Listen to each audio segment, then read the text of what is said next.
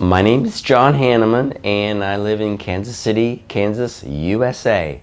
Beautiful. So, John, prior to joining WCA, what would you say was the biggest challenge or the biggest problem in your life, and how is that affecting you? The biggest challenges I have is procrastination and not really knowing the goals that I want to have. And because some of the videos that I've seen of advertising for WCA said, now I know who I am. And I thought, oh, now I want to know who I really am also. So I was looking for the secrets that were going to unlock who I really am. So on that note then, did you, because Tim talked about like two layers of resistance here. Yeah. So one, you went through one resistance actually showing up for the interview, getting through, but then the second resistance was actually just making it here.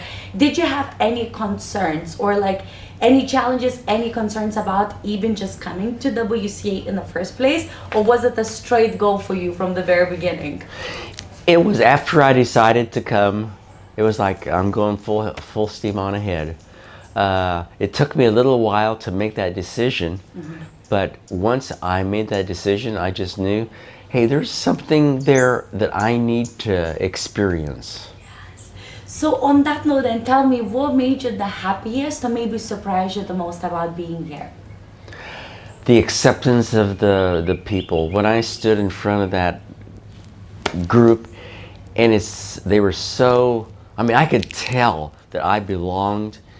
We all belonged together. It was a family, and they were cheering for me, and it wasn't a fake thing. It was just like I felt really, truly like they wanted me to be there, and it goes both ways. And I think that's a beautiful thing about WCA in such a short amount of time to truly create those connections that are from the core. Yeah. They're not from the shell, they are from the core. So on that note then, for you specifically, what would you say was the biggest breakthrough, aha moment or realization that you had in the past few days? I think it's realizing that I have to take risks, and I tend to always hold back and not take those risks. But if I don't, I regret and I'll lose out on life, all of life. So on that note then, for people who are watching this now and they feel, good for him, he was once wanted to come here, now he's here sitting at WCA, and maybe they feel inspired by your energy because you're looking confident, you're looking like you're full of life, with this beautiful bright smile, and that's inspiring because energy speaks more than words do. And so for people who are watching this and they feel maybe inspired by you or your story, but maybe they feel afraid to do it themselves, what would you say to that person that wants to do it, but they feel afraid to do it, they feel held back by circumstances or limiting beliefs to do it?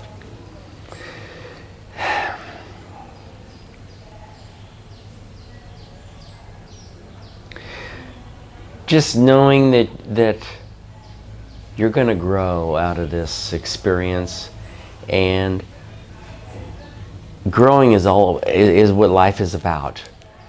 And until you take that risk, or until I take that risk, I'm gonna stay stuck, and I will miss out on the rest of my life.